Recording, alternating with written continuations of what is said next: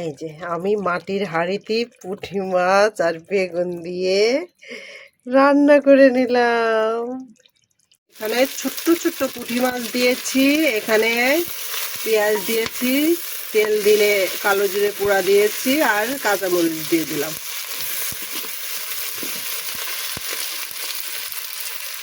একটু রসুন দিয়ে দিলাম।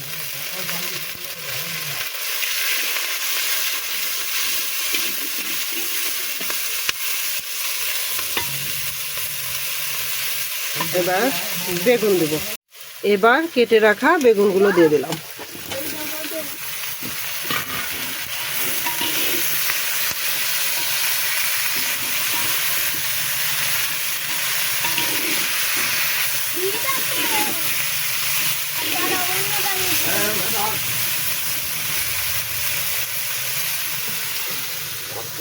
ভিতরে নাই, আমি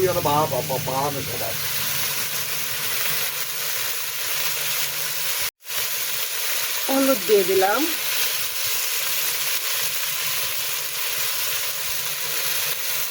একটু লবণ দিলাম,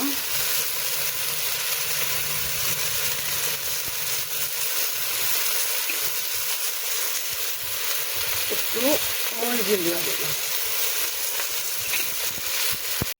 এবার জল দেব,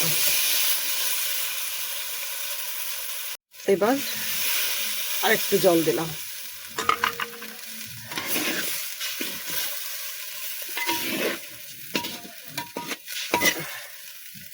এবার ঢেকে দিব, ঢেকে দিলাম। এই যে এখানে আমি বেগুন দিয়ে আর ছোট মাছ দিয়ে রান্না করছি। রান্নাটা হয়ে আসলো, খেতে কিন্তু দারুণ লাগবে আশা করি। ধোয়াতে দেখা যাচ্ছে না।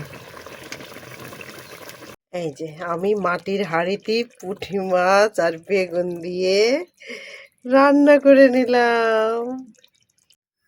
যে শীত পড়েছে কোনো কাজ করতে ভাল লাগছে না, শুধু দুটো রান্না করে মনে হচ্ছে কি বিছানায় যে শুয়ে থাকি, কিন্তু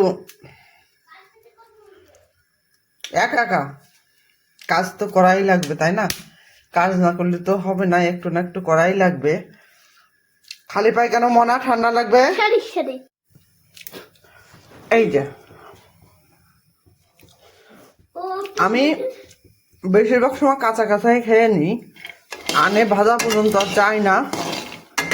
তা এখন মনে হচ্ছে শীতেতে বিছানায় শুয়ে রাতের বেলা মাথার কাছে বাদামটা একবার টুকটুক করে বসে বসে খাবো। এমনি কাঁচা বাদাম খাই, বেশিরভাগই ভাজি গম কিনে নিয়ে আসে, এইভাবে কাঁচা কাঁচাই শেষ হয়ে যায়।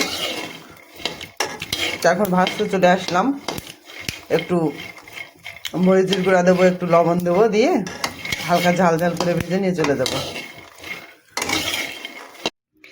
এটা হলুদ ফুটেছে, আমি মানে কলি দেখে মনে করেছিলাম এটা হলুদই, আর এটা এটা কাঁচা হলুদ, আর এটা হচ্ছে গিয়ে কমলা রং, তাই না? সুন্দর লাগছে। ওগুলো থাক।